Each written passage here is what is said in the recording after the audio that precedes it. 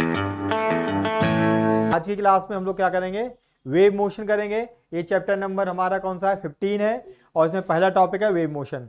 Wave का मोशन, wave कितने, तो यहाँ पे हम लोग पढ़ेंगे कि how many type of waves are there, उनके टाइप्स पढ़ेंगे, how waves are generated, how they propagate, उनकी बेसिक टर्म्स पढ़ेंगे, amplitude, frequency, angular frequency, wave number, time period, lots of things are there. सबको पढ़ेंगे, सबके बारे में स्टार्ट करेंगे। तो हम लोग शुरुआत करते हैं वेव मोशन की। वेव हमारी किस तरीके से प्रोड्यूस होती है उसकी बात करते हैं। तो बेसिक हम लोग एक पॉइंट लेके चल रहे हैं, वेव हमारी प्रोड्यूस कैसे होती है। देखिए एग्जांपल लेते हैं, मान लीजिए कोई हमारे पास जैसे तालाब है, कोई एक पानी का एक पाउंड है, ठीक है। तो उसमें मान लो ये सरफेस है, उसकी क्या है, ये फ्री सरफेस है ऊपर वाली, आप ऊपर से देखते हैं इस तरीके से। तो जो आपने अगर कोई स्टोन इसमें गिराया, कहीं से फेंका, आपने डिप कर दिया दूर से, तो वो जो आपने स्टोन डाला वो यहाँ इस सरफेस को पुश करेगा नीचे के लिए।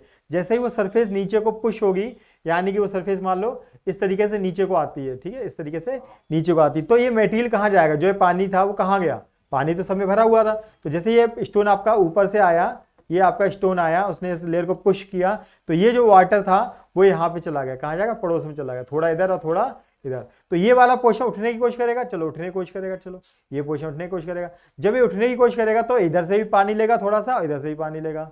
ऐसे ये उठने की कोशिश करे तो ये भी पड़ोस से पानी लेगा।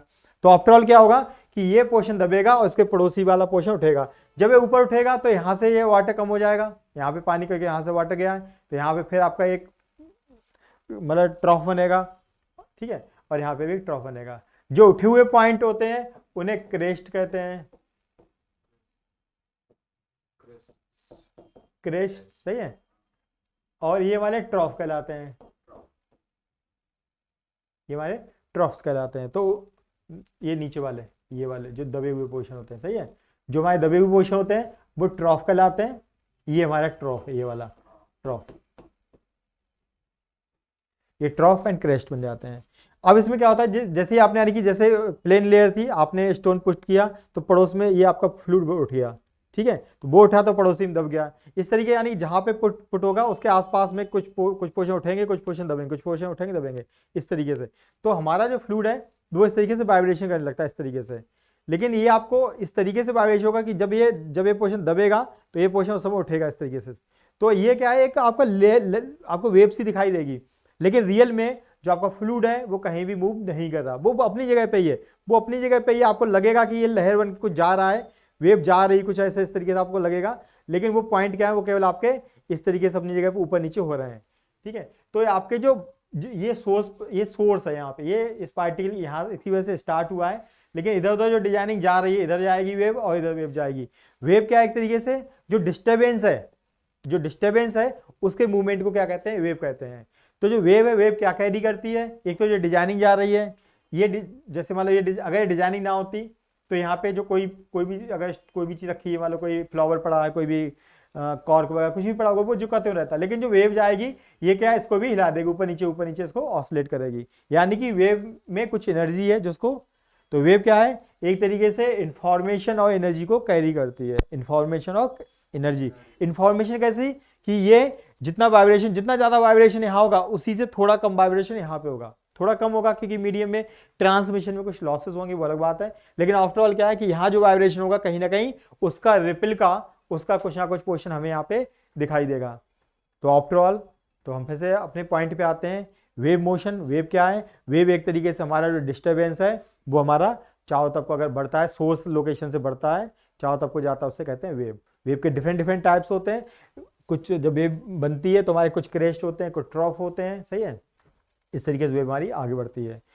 तो जैसे इन्होंने ये देखिए वही दिखाने की कोशिश करी गई है, ये टॉप व्यू दिखाया, उसका लिखा है टॉप व्यू। टॉप व्यू का मतलब क्या है, जैसे मान लो जैसे स्टोन डाला गया तो ये जो हमारे ये क्रेस्ट और ट्रॉफ बन है, जो सॉलिड है वो मान लो उन्होंने बोला क्रेस्ट है, जो दबे हुए हैं वो क्या है, जो डॉटेड है वो ट्रॉफ है। लेकिन ये टॉप व्यू साइड से हमें ऐसा दिखाई देगा, हमें अगर पानी की सतह भी देखेंगे तो उसमें ये हमें ऊपर नीचे दिखाई देंगे। तो जो मीडियम का जो पार्टिकल है, ये जो मीन पोजीशन है उसके अक्रॉस इस पार्टिकल ने क्या किया, जो आपका फ्लूइड है वो ऊपर नीचे इस तरीके से हो रहा है। तो ये हमारा ये मीन पोजीशन है, ऊपर नीचे हो रहा है। तो ये क्या है, एसएचएम बनेगा, सिंपल हार्मोनिक मोशन। और चूंकि आपको दिख रहा है कौन सी वेव बन रही है, साइन वेव बन रही है, और साइन वेव की डिजाइनिंग भी हमारी एसएचएम की होती है, साइनोसॉइडल, और हमारा ये हमारा सिस्टम बन गया है। तो इस तरीके से हमारा आगे के लिए मतलब कि वेव की डिजाइनिंग में मूव करती है, लेकिन मीडियम के पार्टिकल मूव नहीं करते हैं। आपको लगेगा जो ये कुछ जा रहा है, ये मान लीजिए एग्जांपल के लिए मैंने एक रस्सी ली और वहां बांध दी और रस्सी को इस किनारे पे पकड़ा और उसको मैंने ऐसे जग दिया, ठीक है, तो ये क्या डिजाइनिंग, आप देखो ये रस्सी यहाँ पे मतलब एक सॉलिड सपोर्ट है और मेरे हाथ में रस्सी है, मैंने इसको ऊपर नीचे इस तरीके से किया, तो एक ऐसी डिजाइनिंग दिखाई देगी, थोड़ी देर में हमें ऐसे दिखाई देगी, ठीक है, आपको लगेगा कुछ ऐसे ऐसे जा रहा है, लेकिन वास्तव में कुछ नहीं आ रहा, रस्सी वहीं की वहीं है, लेकिन आपको लगेगा कोई चीज मूव कर रही है। वो क्या चीज मूव कर रही है, वो डिजाइन मूव कर रही है, और वो डिजाइन हमारे जो एम्पलीट्यूड मैं दे रहा हूँ, यहाँ से जो मैं एनर्जी दे रहा हूँ उस पर डिपेंड करती है। अगर मैं तेज करूंगा, ज्यादा बड़ा एम्पलीट्यूड लूंगा, तो एम्पलीट्यूड बड़े होंगे छोटे होंगे उसी पे डिपेंड करेंगे। यानी कि वो हमारी इंफॉर्मेशन को भी कैरी कर रहे हैं कि सोर्स कितना बड़ा है, सोर्स हल्का हल्का है या सोर्स बड़ा बड़ा है, तो उस इंफॉर्मेशन को आगे कैरी ऑन करेंगे। तो वेव हमारी इस तरीके से होती है। तो वेव के पार्टिकल, नॉर्मल वेव में कोई भी मीडियम के पार्टिकल मूव नहीं करते हैं, वो अपनी जगह पे ही ऑसिलेशन करते हैं मीन पोजीशन के अक्रॉस। तो ये थ्योरेटिकल पोजीशन आपको मिल जाएगा, आप इसे पढ़ेंगे तो आपको दिखेगा। देखिए चलो एक पॉइंट के रूप में हम पढ़ते हैं, क्या क्या पॉइंट इसमें लिखे हुए हैं देखते हैं। लिखा हुआ है wave motion is the kind of disturbance which travels through the medium due to repeated vibration of the particles of the medium about their mean position, the disturbance being handed over one particle to the next। ये जब उठेगा तो दूसरे का को disturbance दे रहा है, मतलब एक अपना डिस्टर्ब हो रहा है तो दूसरा उसकी वजह से डिस्टर्ब हो रहा है, तो डिस्टर्बेंस आगे बढ़ रहा है। In this way in a wave both information and energy propagate in the form of signal from one point to another, but there is no motion of matter as a whole or through a medium। मैं आपका जो fluid है वो move नहीं करेगा, आपको लगेगा जरूर। अगर तालाब में आप पत्थर डाल दें और वहां पे तालाब में कुछ जैसे फ्लावर वगैरह पड़े हैं, कुछ भी गंदगी पड़ी है, कोई पड़ा, तो आप देखो वो वेव आपको ऊपर नीचे करेगी उस पार्टिकल को, लेकिन जो पॉइंट पर कोई चीज फ्लावर पड़ा वो आपकी तरफ नहीं आएगा ना दूर जाएगा, वो वहीं का वहीं ऊपर नीचे होता रहेगा। तो आपको लगेगा कि जरूर कुछ हो रहा है, ऐसे वेव जा रही है, ऐसे बनेगी वेव्स हमारी बनेगी, लेकिन कोई भी चीज मूव नहीं करेगी। तो डिजाइनिंग केवल मूव कर रही है, इसे कहते हैं वेव। चलिए आगे बढ़ते हैं। कितने टाइप के हमारे वेव्स होते हैं, सही है। तो सबसे पहले हमारे पास टाइप है वेव का मैकेनिकल वेव्स। मैकेनिकल वेव्स वो होती हैं जिनमें मीडियम की रिक्वायरमेंट होती है from one place to another place. एक लोकेशन से दूसरे लोकेशन के लिए जाने के लिए बीच में मीडियम चाहिए, उससे कहते हैं मैकेनिकल वेव, सही है। तो इनमें मीडियम की रिक्वायरमेंट होती है, उन्हें मैकेनिकल वेव्स कहते हैं। जैसे मैं बोल रहा हूं और आप सुन रहे हैं, इसके पीछे क्या है, बीच में मीडियम है, ठीक है। अगर बीच में मीडियम ना हो, मैं यहाँ बैठा हूं और तुम वहां बैठे हो, बीच में वैक्यूम है, तो हम आपस में बात नहीं कर सकते हैं। तो मीडियम की रिक्वायरमेंट होती है, और मीडियम साथ साथ वाइब्रेट करना चाहिए। हम लोग जैसे कार में कोई पर्सन बैठा, हम बाहर से बोलते हैं हेलो, वो सुन ही नहीं पाता। क्यों नहीं सुन पाता है, हमारे पास मीडियम के वाइब्रेशन हुए, लेकिन जो उसका शीशा है वो वाइब्रेट नहीं करता है, कि वो उसके पार्टिकल फिक्स है, तो वहां से ब्रेक हो जाता है मीडियम हमारा, फिर दूसरा मीडियम अंदर, तो अंदर की आवाज अंदर, बाहर की बाहर। लेकिन हम नॉर्मली अभी बात कर रहे हैं तो हमारी जहां लोकेशन बात कर रहे हैं यहाँ से बाहर आवाज जाती, क्यों, क्योंकि यहाँ पे बीच में होल्स हैं। अगर होल्स है तो मीडियम वहां से ट्रांसमिट हो रहा है, लेकिन हाँ जितनी आवाज अंदर उतनी आवाज बाहर तब भी नहीं होगी। अगर मीडियम प्रॉपरली कट है तो आवाज बिल्कुल नहीं आएगी। तो मीडियम की रिक्वायरमेंट होती है। तो मैकेनिकल वेव, मैकेनिकल का मतलब ये सॉलिड से मतलब जुड़ा हुआ कहीं ना कहीं है, तो मैकेनिकल वेव में मीडियम की रिक्वायरमेंट होती है। जैसे मैकेनिकल वेव, तो ये डेफिनेशन हमारी लिखी हुई है, the waves which require a medium material medium for their propagation are called mechanical waves, ठीक है। और जो हमारा मीडियम होना चाहिए वो इलास्टिक मीडियम होना चाहिए, इसलिए मीडियम को, इन वेव्स को इलास्टिक वेव्स भी कहते हैं। मीडियम में इलास्टिक वेव्स भी इनके लिए कहते हैं, सही है।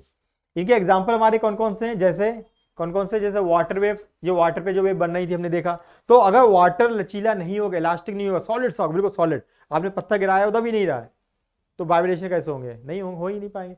तो जो मीडियम है उसमें इलास्टिसिटी होनी चाहिए, क्योंकि दबे मतलब इलास्टिकनेस है उसके अंदर, सही है, इलास्टिकनेस है उसके अंदर, मतलब एक मोशन मूव कर सकता है। तो वाटर क्या होता है, इलास्टिक होता है थोड़ा सा, ठीक है। तो इस तरीके इलास्टिकनेस होनी चाहिए मीडियम में। तो वाटर वेव्स, वाटर की सरफेस बनती है उन्हें वाटर वेव्स कहते हैं। साउंड वेव, इनके लिए भी मीडियम की रिक्वायरमेंट होती है। सीस्मिक वेव्स में भी हमारा जो वेव्स होती हैं, जब हमारा अर्थक्वेक आता है तो जो वेव्स प्रोपेगेट होती है उन्हें क्या कहते हैं, सेस्मिक वेव। ये भी हमारी सेस्मिक वेव्स भी क्या होती हैं, मैकेनिकल वेव्स हैं। तो बड़ा सिंपल सा पॉइंट है मैकेनिकल वेव्स।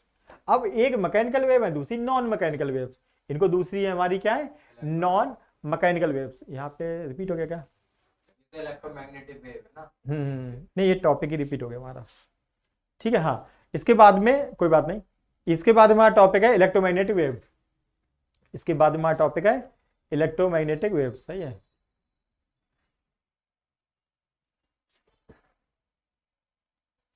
दूसरा टॉपिक हमारा इलेक्ट्रोमैग्नेटिक वेव। हाँ, क्या कह रहा? हम्म हाँ, इनको कहते हैं इलेक्ट्रोमैग्नेटिक वेव्स को कहते हैं नॉन मैकेनिकल वेव्स। क्या कह रहे हो आप? और कुछ कह रहे हो?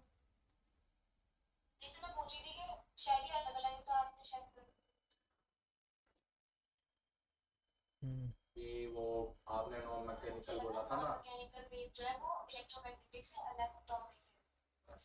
हाँ, वैसे ये अलग ही टॉपिक है, मैकेनिकल वेव्स अलग है और इलेक्ट्रोमैग्नेटिक वेव्स अलग है। इनफैक्ट इलेक्ट्रोमैग्नेटिक वेव्स को ही नॉन मैकेनिकल वेव्स कहते हैं। ठीक है, ये डिफरेंट डिफरेंट टॉपिक ही है। ठीक है, तो दो टॉपिक है, पहला है, सुनिए ध्यान से, कोई बात नहीं, हो सकता है मिसकम्युनिकेशन हो। पहला है मैकेनिकल वेव्स, दूसरा है इलेक्ट्रोमैग्नेटिक वेव्स। इलेक्ट्रोमैग्नेटिक वेव वो रिपीट हो गया था एक्चुअली प्रिंट हमारा, तो ठीक है, हमारी दूसरी है इलेक्ट्रोमैग्नेटिक वेव्स। इलेक्ट्रोमैग्नेटिक वेव्स का दूसरा नाम है नॉन मैकेनिकल वेव। इनको नॉन मैकेनिकल वेव्स भी कहते हैं, सही है। इनको लिख देते हैं, इसके साथ में लिख देते हैं नॉन मैकेनिकल। जो मैकेनिकल नहीं हो तो उनके लिए मीडियम की रिक्वायरमेंट थी, मैकेनिकल वेव्स के लिए यहां पे मीडियम की रिक्वायरमेंट नहीं होगी, नॉन मैकेनिकल वेव्स। इसमें तो सीधी आवाज आएगी। हाँ, मतलब कि मीडियम की रिक्वायरमेंट ही नहीं है। तुम बैठे हो वैक्यूम में, मैं बैठूं वैक्यूम में, बैठे तब भी मूव करेंगे, और बीच में मीडियम है तब भी मूव करेंगे। मीडियम की रिक्वायरमेंट नहीं है, थोड़ी अलग बात है। नॉर्मली कोई भी वेव मतलब विदाउट मीडियम चल ही नहीं सकती, लेकिन ये वेव्स ऐसी होती है इलेक्ट्रोमैग्नेटिक वेव्स, ये हमारी मूव करती हैं। देखिए होता क्यों है एक्चुअली, ये डिफरेंट टाइप की वेव्स होती है, मटेरियल की रिक्वायरमेंट नहीं, मटेरियल से संबंध ही नहीं इनका, इनमें मटेरियल होता ही नहीं इनफैक्ट एक्चुअली। चलिए देखते हैं इलेक्ट्रोमैग्नेटिक। इलेक्ट्रो माने इलेक्ट्रिक फील्ड की बात हो रही है, मैग्नेट माने मैग्नेटिक फील्ड की बात हो रही है। तो इलेक्ट्रिक फील्ड और मैग्नेटिक फील्ड का कॉम्बिनेशन होती है वेव्स।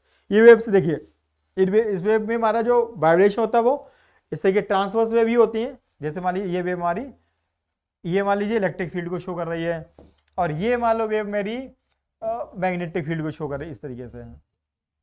अब आप देखो थोड़ा अलग डिफरेंट टाइप की लग रही है, क्या है देखिए, देखो जो जो पिंक कलर की बनाई है मैंने, ये ऐसी वेव है, ऐसे ये वर्टिकल आप दिख रही है इस तरीके से, और जो येलो कलर की बनाई है ये ऐसी है, ऐसे उसके परपेंडिकुलर।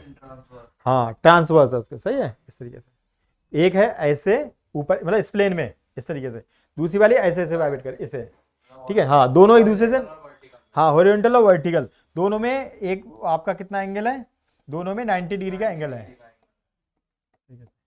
तो हमारी जो ये इलेक्ट्रिक फील्ड वाली वेव ऊपर वाली होती है, ये वाली, ये मतलब कि हमारे इस तरीके से, और ये वाली वेव ऐसे इस तरीके से। और ये क्या है, डायरेक्शन ऑफ प्रोपेगेशन। ये क्या है, direction of propagation, direction of propagation, ये डायरेक्शन ऑफ प्रोपेगेशन है। तो ये हमारी इलेक्ट्रिक फील्ड है ऊपर वाला, ये लाइंस हमारी इलेक्ट्रिक फील्ड है, और ये येलो वाली हमारी है मैग्नेटिक फील्ड। ठीक है, इनको इनफैक्ट बी से डिनोट करते हैं, आगे चल के आप देखेंगे इनको बी से डिनोट करते हैं, मैग्नेटिक फील्ड को ई से इलेक्ट्रिक फील्ड को, बी से मैग्नेटिक फील्ड को। ठीक है, तो ये हमारी ये यानी कि जो हमारी नॉन मैकेनिकल वेव्स हैं, these are the combination of electric field और मैग्नेटिक फील्ड। ये इलेक्ट्रिक फील्ड है और ये मैग्नेटिक फील्ड है, इन दोनों को कॉम्बिनेशन होते हैं। इनमें क्या होता है, दो वेव्स होती हैं, दोनों एक दूसरे के परपेंडिकुलर। एक हमारी इस प्लेन में मूव कर रही है, मान लीजिए इस प्लेन में, मान लीजिए इस तरीके से, और दूसरी इस प्लेन में मूव कर रही है इसके परपेंडिकुलर। ये आपको इस तरीके से देखिए, साइड से देखेंगे तो दिखेगा।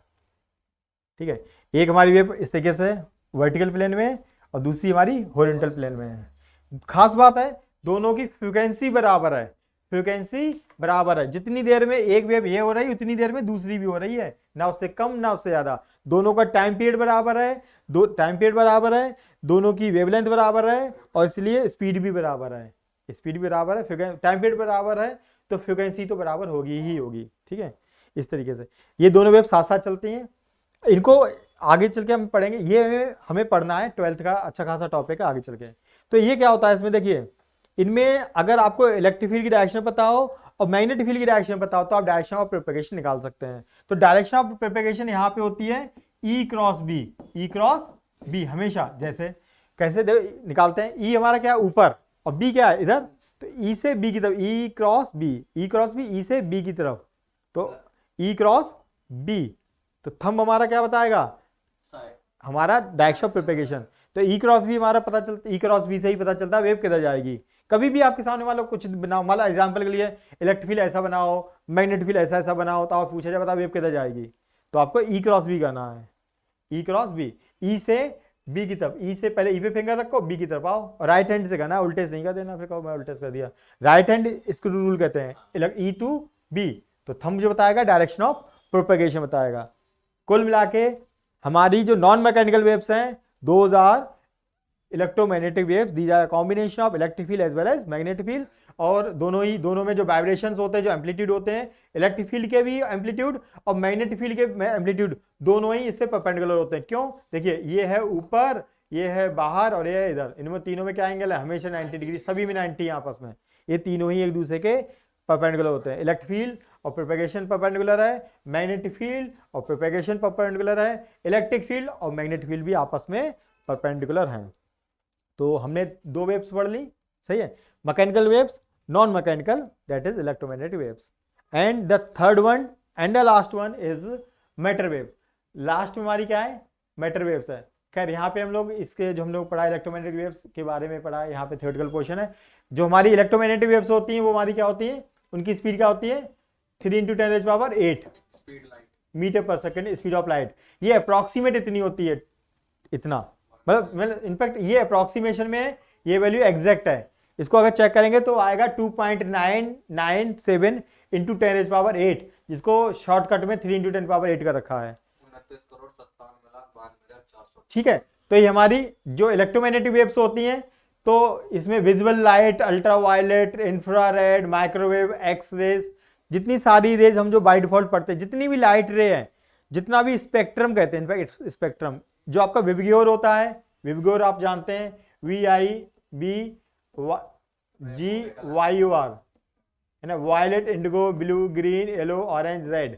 तो विबग्योर में जितनी रेज आती हैं वो भी, और radio wave, ultraviolet, infrared, X-ray, cosmic ray और गामा रे, ये सारी की सारी हमारी इलेक्ट्रोमैग्नेटिक वेव्स होती हैं। ये हम लोग 12th में पढ़ेंगे, एक बहुत इंपॉर्टेंट टॉपिक है, वहां पे हम देखेंगे। ठीक, तो आगे देखते हैं। तो थर्ड वेव हमारी क्या है, matter waves, mechanical, non mechanical, then the matter waves.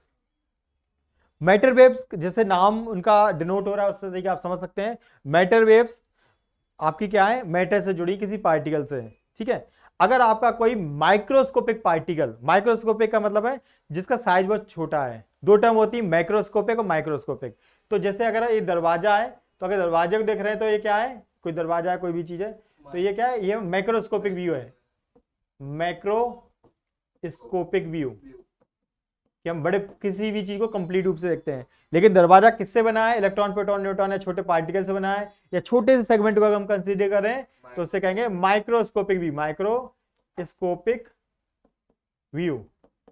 इस तरीके से ये हमारा माइक्रोस्कोपिक व्यू है। ठीक है, तो जो हमारे माइक्रोस्कोपिक पार्टिकल्स होते हैं, बहुत छोटे छोटे particles, electron, proton, neutron, alpha particle या एटम्स या कुछ मॉलिक्यूल्स, जो बहुत छोटे छोटे पार्टिकल्स हैं, अगर वो रुके रहते हैं, कहीं पे रुका हुआ है इलेक्ट्रॉन, तो कोई दिक्कत नहीं है, इलेक्ट्रॉन रुका हुआ है, कोई दिक्कत नहीं है। अगर इलेक्ट्रॉन बहुत हाई स्पीड में मूव करने लगे, फास्ट मूव करने लगे, नॉर्मल स्पीड नहीं, स्पीड ऑफ लाइट के आसपास पहुंच जाया करे, ये हाई स्पीड में अगर मूव कर रहा है, हाई स्पीड में मूव कर रहा है, स्पीड ऑफ लाइट का मतलब है जो नहीं 3 × 10⁸ हो, ये 3 × 10⁸ ना हो कि 1.5 × 10⁸ हो, मतलब ऑर्डर सेम हो, उस लेवल का हो, करोड़ों में है, तो दैट मीटर पर सेकंड बात हो रही है। तो अगर किसी भी चार्ज पार्टिकल की, या किसी भी चार्ज हो चाहे ना हो, छोटा सा पार्टिकल है, मास बहुत छोटा है, अगर वो हाई स्पीड में मूव करता है तो उससे क्या निकलती है, कुछ रेज निकलती हैं, कुछ क्या निकलती है, रेज। ये होती है मैटर वेव्स, ये होती है मैटर वेव। अगर रुका है तो कोई वेव नहीं निकलेगी, अगर ये माइक्रोस्कोपिक पार्टिकल हाई स्पीड में मूव करेगा तो उससे कुछ वेव एसोसिएटेड होंगी। और ये फिनोमेना इतना इंपॉर्टेंट है, इसके बेस पे केमिस्ट्री में जो हम पढ़ते हैं कि ये ऑर्बिट स्टेबल होगी या ये ऑर्बिट स्टेबल नहीं होगी, तो डी ब्रोगली वेवलेंथ और डी ब्रोगली का जो कॉन्सेप्ट है वहीं पे यूज होता है, और इसी के बेस पे हम लोग डिफाइन कर पाते हैं कि वो ऑर्बिट स्टेबल होगी। वहां पे ऐसा होता है जैसे पार्टिकल इस ऑर्बिट में मूव कर रहा है, तो उसकी वेलोसिटी पता करते हैं, और वेलोसिटी पता करके हमें उसकी पता चल जाती है वेवलेंथ क्या है, वेवलेंथ पता चल जाती है। तो जो वेवलेंथ है तो जिस ऑर्बिट में मूव कर रहा है, जैसे मान लो 1 सेंटीमीटर के ऑर्बिट मतलब उसमें किसी मूव कर रहा है, उसकी वेवलेंथ 1 सेंटीमीटर है, तो जो पेरिफेरल है वो 1 सेंटीमीटर के मल्टीपल में ही होनी चाहिए, वो 2 सेंटीमीटर, 4, 5, 6 फ्रैक्शन में नहीं हो सकती। इतना सटीक है ये। क्वांटम मैकेनिक्स केवल इस डी ब्रोगली वेवलेंथ के कॉन्सेप्ट बेस्ड है। तो आपको लगता बड़ा अजीब सा होगा, क्या अजीब सी बात है, लेकिन ये बहुत इंपॉर्टेंट कॉन्सेप्ट है। क्वांटम मैकेनिक्स का बहुत इंपॉर्टेंट टॉपिक है मैटर वेव्स। तो हमारे जो माइक्रोस्कोपिक पार्टिकल्स होते हैं, अगर रुके होते हैं तो उनसे कोई वेव एसोसिएटेड नहीं होती है। अगर वो हाई स्पीड से मूव करते हैं, हाई वेलोसिटी से मूव करते हैं, तो उनसे एक वेव एसोसिएटेड होती है जिसे कहते हैं मैटर वेव। उसी का दूसरा नाम है de Broglie waves. De Broglie ने दिया था कॉन्सेप्ट, तो उनके नाम पे, उनके रेस्पेक्ट में इनका नाम होता है डी ब्रोगली वेव्स। और इनका यूज करके जो हमारे इलेक्ट्रॉन माइक्रोस्कोप होते हैं, जो अब पहले माइक्रोस्कोप कौन से होते थे, कुछ हमारे जो कॉन्वेक्स लेंस, कॉन्केव लेंस वगैरह लगा के बनते थे। अब वहाँ जो इलेक्ट्रॉन माइक्रोस्कोप होते हैं, जो बहुत शार्प इमेज देख सकते हैं, छोटे छोटे पार्टिकल को देख सकते हैं, वो इसी मैटर वेव पे बेस्ड हैं। इसी का एप्लीकेशन है वो हमारे। तो हम लोगों ने 3 वेव पढ़ ली, ठीक है, मैकेनिकल, नॉन मैकेनिकल और तीसरी मैटर वेव्स, ठीक है। चलिए आगे बढ़ते हैं।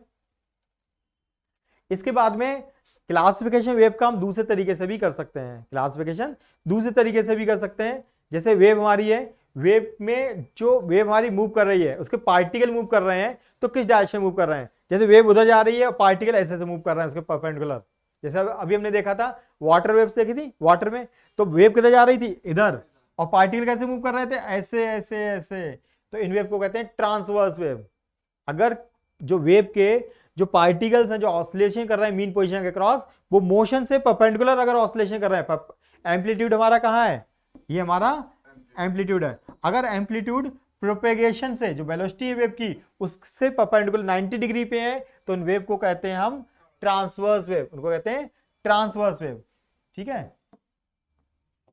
और अगर हमारी जो एम्पलीट्यूड है वो डायरेक्शन की अलॉन्ग है, जैसे वेव जा रही है इधर को और पार्टिकुलर मोशन भी इधर को ही ऐसे हो रहा है, इस तरीके से हो रहा है, तो उन वेव को क्या कहेंगे, लॉन्गिट्यूडनल वेव्स, ठीक है। तो 2 टाइप की वेव्स होती हैं। चलो हम यहाँ पे पढ़ के देखते हैं कैसे लिखा हुआ हमने इसको क्लासिफिकेशन किया है।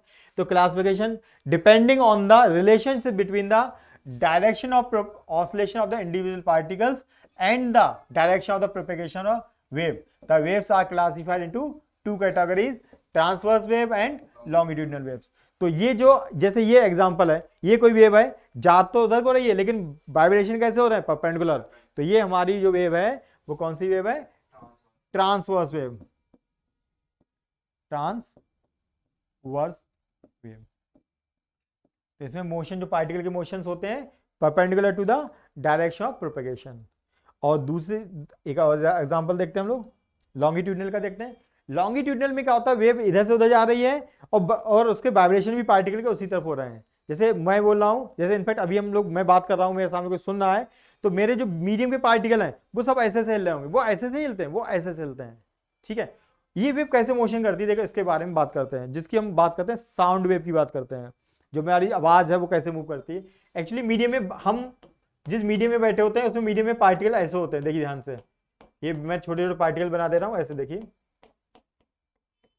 ये कोई सोर्स है जो यहां से बोलेगा, भोपा है, लाउड स्पीकर है, ठीक है, और ये एक कान है, ये क्या करेगा, उसको सुनेगा, ईयर है, लाउड स्पीकर।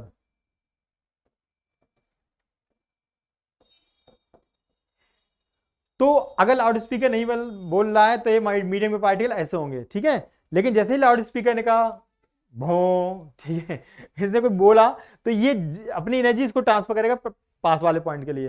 तो ये पार्टिकल जिसको एनर्जी मिलेगी वो ऐसे वाइब्रेट करेगा, और जैसे वाइब्रेट करेगा तो पड़ोसी को क्या धक्का मारेगा। तो पहले पड़ोसी रुका हुआ था, लेकिन इसने ये ऐसे रुके थे, जब इसे धक्का मारा तो ये भी वाइब्रेट करने लगा, तो ये फिर उसको वाइब्रेट करेगा, फिर आगे। तो ये वाइब्रेशन हमारा मूव कर रहा है, तो डिस्टर्बेंस हमारा मूव कर रहा है, इसने डिस्टर्ब किया और ये डिस्टर्बेंस हमारा मूव कर रहा है। तो कई बार ऐसा होगा पार्टिकल, कभी जैसे अब ये 2 लोग पहले तो रुके हुए थे, अब ये वाइब्रेट कर रहे हैं, तो क्या हो सकता है, कहीं पास में होंगे तो इकट्ठे हो गए, अब दूर हो गए तो ये, जब पास पास होंगे बहुत सारे पार्टिकल्स तो उससे कहेंगे कंपैरेशन। अगर पार्टिकल दूर दूर होंगे तो उससे कहेंगे रेरिफेक्शन, रेरिफेक्शन। तो अभी तो ये कंडीशन मान लो, तो कभी कभी कंडीशन इस टाइप की बनेगी, देखिए ये बनी हुई कंडीशन। कभी पार्टिकल जहां, ये वो कंडीशन है जहां पे पार्टिकल पास पास है, यहाँ पे पास पास है, यहाँ पास पास है, यहाँ पे, और इनके बीच में क्या है, रेरिफेक्शन। ये रेरिफेक्शन है और ये कंप्रेशन है, ठीक है, आप देख सकते हैं, बड़ा सिंपल सा डायग्राम है, हमारे सामने दिख रहा है। तो एक कंप्रेशन से दूसरे कंप्रेशन तक या एक रेरिफेक्शन से दूसरे रेरिफेक्शन तक जो डिस्टेंस होती है वो हमारी क्या कहलाती है, एम्पलीट्यूड, है ना, ये हमारी क्या कहलाती है, एम्पलीट्यूड। इस तरीके से तो वेव हमारी इस तरीके से मूव करती है, ठीक है। तो ये हमारी कौन सी, लॉन्गिट्यूडनल वेव। लॉन्गिट्यूडनल वेव्स यानी साउंड वेव, जिसमें हम लोग बात करते हैं, जिस हमें हम जो बात कर रहे हैं आपस में एनवायरमेंट में बात करते हैं, वो इसी वेव पे बात होती है। जैसे मैं आज बोल रहा हूं तो अभी मीडियम पार्टिकल रुके होंगे, लेकिन जैसे ही बोला तो पार्टिकल हिलने लगे। इनफैक्ट ऐसे मानो कि हम लोग एक इन्वायरमेंट में बैठे हुए हैं, पूरा इन्वायरमेंट भरा हुआ है, और बाहर कोई डॉगी है, डॉगी का मतलब भौं, ठीक है, और वो वाइब्रेशन वहां से होते हुए पूरे मीडियम को लाते हुए यहां तक हमारे कान के पर्दे को भी हाँ डिस्टर्ब करते हैं। जो हाई कान के पर्दे का जो डायफ्राम यहाँ पे भी होता है, वो एक हिलता है अंदर के लिए, वो जब हिलता है वाइब्रेट करता है, तो उसी हिसाब से हमारे माइंड को सेंस जाता है कि किस साउंड के रिस्पेक्ट में ये आवाज आई है, ठीक है। यानी कि हम एक दूसरे से कनेक्टेड हैं, फिजिकली नहीं भी दिख रहे हो, लेकिन एनवायरमेंट में जो पार्टिकल्स हैं उनके थ्रू हम लोग एक दूसरे से कनेक्टेड है, हमारी इंफॉर्मेशन एक जगह से दूसरी जगह जाती है। पॉइंट समझ में आ रहा है। तो लॉन्गिट्यूडनल में यहां से वहां तक इंफॉर्मेशन आएगी, लेकिन मोशन वेव भी उधर ही आ रही है, और मीडियम के पार्टिकल भी ऐसे ही वाइब्रेट कर रहे हैं अपनी जगह पे। और जो जहां से सोर्स से शुरुआत होती है, वो पार्टिकल जब मूव करते हैं, ये ऐसे मूव करेंगे, तो पड़ोसी को भी डिस्टर्बेंस जाएगा। तो इसको तो सबसे ज्यादा डिस्टर्बेंस इसके पास है, फिर धीरे धीरे कम होता चला जाएगा डिस्टर्बेंस, ठीक है। लेकिन डिस्टर्बेंस एक प्रॉपर फैशन में मूव करेगा और यहां तक वो रिसीव होगा। तो हम लोगों ने पढ़ा ट्रांसवर्स वेव और लॉन्गिट्यूडनल वेव, ठीक है। तो ट्रांसवर्स वेव में एम्पलीट्यूड और प्रोपेगेशन में 90 डिग्री, यहां पे एम्पलीट्यूड और प्रोपेगेशन में 0 डिग्री का एंगल होता है, यहां पे 0 डिग्री का एंगल होता है, ठीक है। आगे बढ़ते हैं।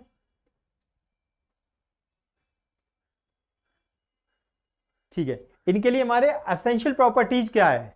हमारी जो मैकेनिकल वेव्स हैं, मैकेनिकल वेव्स के लिए एसेंशियल प्रॉपर्टी क्या है ना।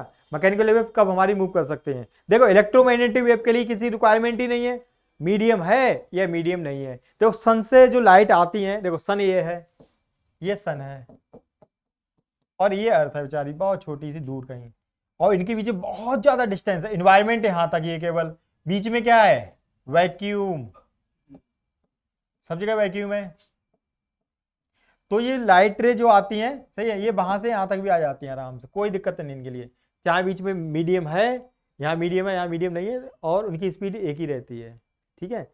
मीडियम में थोड़ी कम हो जाती है, इनफैक्ट इलेक्ट्रोमैग्नेटिक वेव की स्पीड डेंसर मीडियम में थोड़ी कम हो जाती है, हल्की सी कम होती है। जितना ज्यादा डेंसर मीडियम है उतनी ही ज्यादा स्पीड कम होगी इलेक्ट्रोमैग्नेटिक वेव की, ठीक है। लेकिन इनके लिए मीडियम की कोई खास रिक्वायरमेंट नहीं होती है, क्योंकि ये नॉन मैकेनिकल वेव्स हैं। मैकेनिकल वेव्स के लिए मीडियम की रिक्वायरमेंट होती है, और रिक्वायरमेंट में क्या क्या चीजें होती हैं वो पॉइंट हमारे पास ये हैं। तो हमने यहाँ पे टॉपिक डाला है essential properties of a medium for the propagation of a mechanical wave. कौन कौन सी प्रॉपर्टीज है, तो ये हमारी प्रॉपर्टी है एसेंशियल, जैसे इलास्टिसिटी, इनर्शिया और minimum friction between the particles.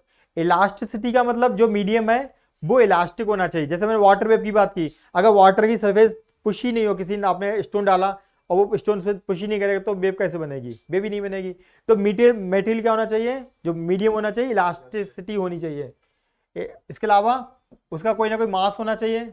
क्या आपने कोई ऐसा सिस्टम देखा है, जैसे एसएचएम की मैं बात करूं, सिंपल हार्मोनिक मोशन की मैं बात करता हूं, तो क्या कोई ऐसा मीडियम देखा है जहां पे मास नहीं हो, स्प्रिंग हो, तब भी वाइब्रेशन होंगे वहां पे, नहीं। स्प्रिंग मास सिस्टम, स्ट्रिंग के साथ मास है तब ऑसिलेशन हो सकते हैं, ठीक है। ये हमारे, और स्प्रिंग के साथ मास होगा तब बन सकते हैं। अगर मास नहीं होगा तो हमारे ऑसिलेशन नहीं होंगे, मास ही तो उसको बार बार यूज करेगा। तो ये हमारा वहां पे हमारा इनर्शिया का मतलब मास होना चाहिए, ठीक है। तो मीडियम मस्ट पजेस इनर्शिया और mass, so that the particle can store kinetic energy. जो एनर्जी स्टोर करेंगे जिस तरीके से, वो जो मोशन आएगा वो इसी वजह से आएगा। और पार्टिकल के बीच में मिनिमम फ्रिक्शन, ज्यादा friction force between the particle